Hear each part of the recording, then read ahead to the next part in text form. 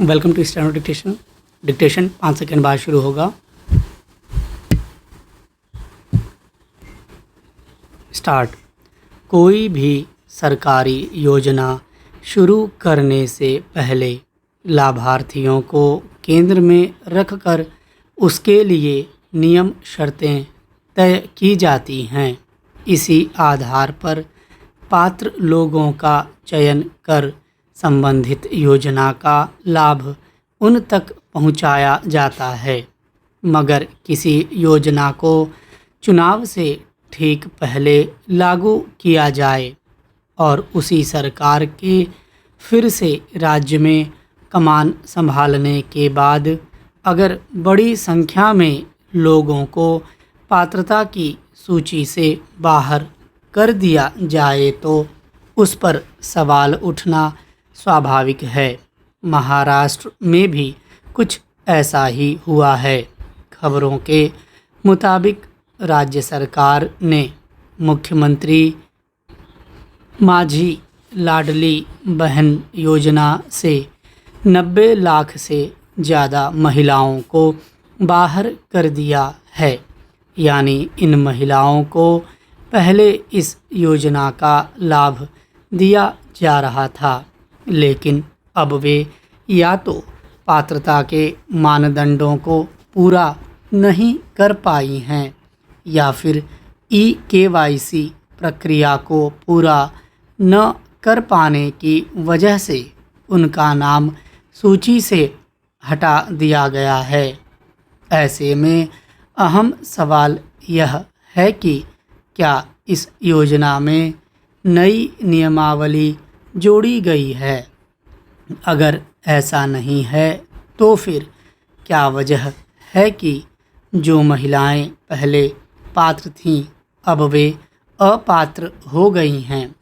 गौरतलब है कि महाराष्ट्र सरकार ने विधानसभा चुनावों से कुछ समय पहले जून 2024 में इस योजना को मंजूरी दी थी।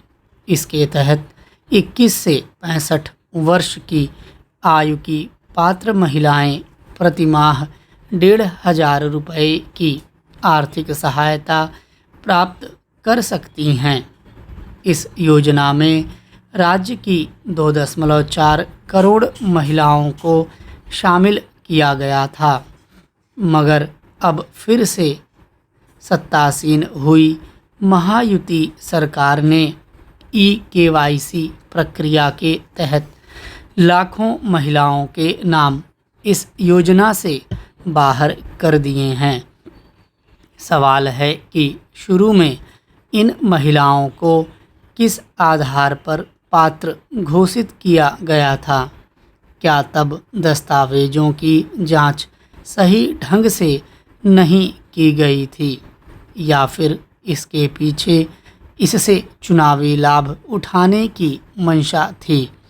हालांकि सरकार का दावा है कि 50 से 55 लाख महिलाएं तय समय सीमा में EKYC प्रक्रिया पूरी नहीं कर पाईं, मगर इस बात से भी इनकार नहीं किया जा सकता कि कम शिक्षित और विशेष रूप से ग्रामीण महिलाएं EKYC की बारीकियों को नहीं समझ पाती हैं। ऐसे में सरकार की जिम्मेदारी है कि इस कार्य में उनकी सहायता के लिए पर्याप्त बंदोबस्त किए जाएं। राज्य सरकार के मुताबिक लगभग 12 लाख महिलाओं की वार्षिक पारिवारिक आय इस योजना की निर्धारित सीमा से अधिक पाई गई, जबकि 45 लाख से अधिक महिलाएं 65 वर्ष की ऊपरी आयु सीमा को पार कर चुकी थीं। हैरत की बात तो यह है कि सरकारी आंकड़ों के अनुसार करीब 14,000 पुरुष भी महिला बनकर इस योजना का लाभ ले रहे थे, जिन्हें अब बाहर कर दिया गया है। इससे स्पष्ट है कि सरकारी योजनाओं में पात्रता मानदंडों की जांच में किस कदर लापरवाही बरती जाती है। यही नहीं, नियंत्रक एवं महालेखा परीक्षक की रिपोर्ट में भी राज्य सरकार की इस योजना के क्रियान्वयन में वित्तीय अनियमितताओं की ओर इशारा किया गया है।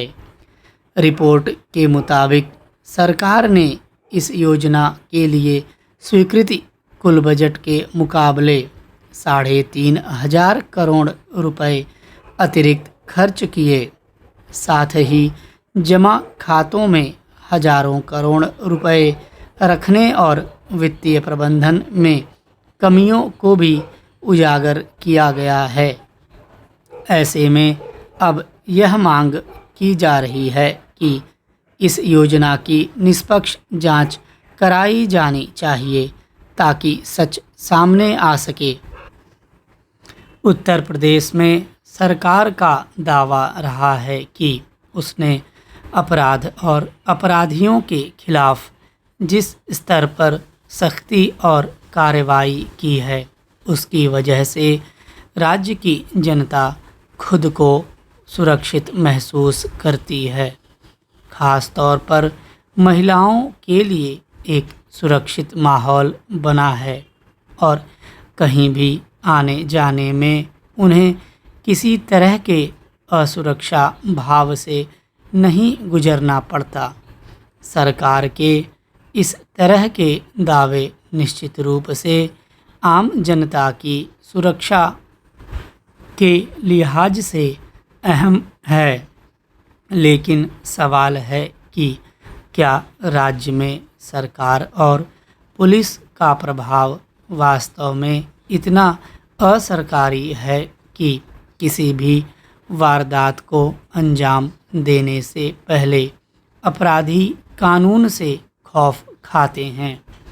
गौरतलब है कि गाजियाबाद के राजनगर एक्सटेंशन इलाके में निर्माणाधीन व्यावसायिक परिसर में 7 वर्षीय बच्ची का शव मिला, जिसकी हालत देखकर उससे बलात्कार के बाद उसकी हत्या की आशंका भी जताई गई है। खबर के मुताबिक वहीं मजदूरी कर रहे परिवार की उस बच्ची को बहला फुसलाकर ले जाया गया और इस जघन्य वारदात को अंजाम दिया गया। इस घटना के अलावा भी हाल के दिनों में नाबालिग बच्चियों से बलात्कार या उनकी हत्या के अन्य मामले सामने आए और न्याय की मांग के साथ लोगों को सड़क पर उतरना पड़ा। यह छिपा नहीं है कि आए दिन राज्य सरकार अपना प्रभाव साबित करने के उद्देश्य से अपराध को खत्म कर देने की दुहाई देती रहती है। यह भी दावा किया जाता रहता है कि कानून के डर से अब अपराधी राज्य छोड़कर भाग चुके हैं। अगर सरकार के दावे सही हैं तो ऐसा क्यों है कि आपराधिक प्रवृत्ति के लोगों के भीतर कानून का कोई खौफ नहीं दिखता और वे महिलाओं के विरुद्ध जघन्य अपराधों को अंजाम देने से भी नहीं हिचक रहे हैं। यह भी ध्यान रखने की ज़रूरत है कि कई बार आपराधिक घटनाओं की संख्या थानों में दर्ज आंकड़े के मुकाबले वास्तव में कहीं ज़्यादा होती हैं।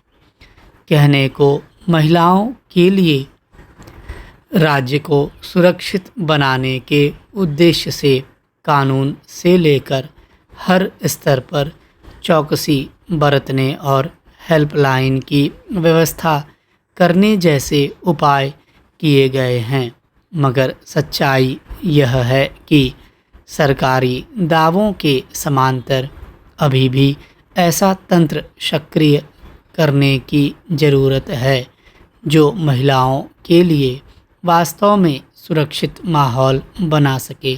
स्टॉप।